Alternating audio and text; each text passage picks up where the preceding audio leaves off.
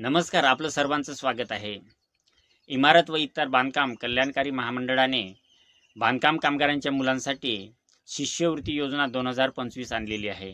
या योजनेच्या माध्यमातून बांधकाम कामगारांच्या मुलांना शिक्षणासाठी दरवर्षी शिष्यवृत्ती प्रदान करण्यात येणार आहे. तर या योजनेसाठी जी लागणारी कागदपत्रे आहेत ती म्हणजे विद्यार्थ्याचा पालक हा बांधकाम कल्याणकारी मंडळाचा नोंदणीकृत सदस्य असावा.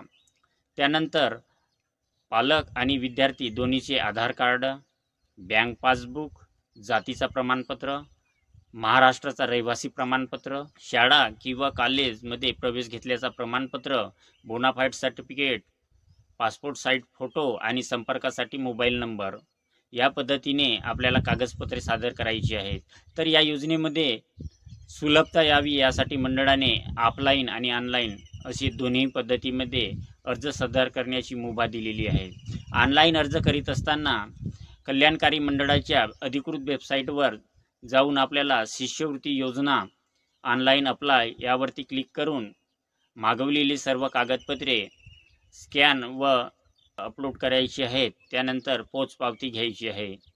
ऑफलाईन अर्ज करीत असताना कल्याणकारी मंडळाच्या कार्यालयामध्ये जाऊन अर्ज घ्यायचा असतो आणि मागवलेली सर्व कागदपत्रे अर्जासोबत जोडून ती वेबसाईटवर अपलोड करायची आहेत आणि अर्ज कार्यालयामध्ये जमा करून अधिकाऱ्याकडून आपल्याला पोचपावती घ्यायची आहे.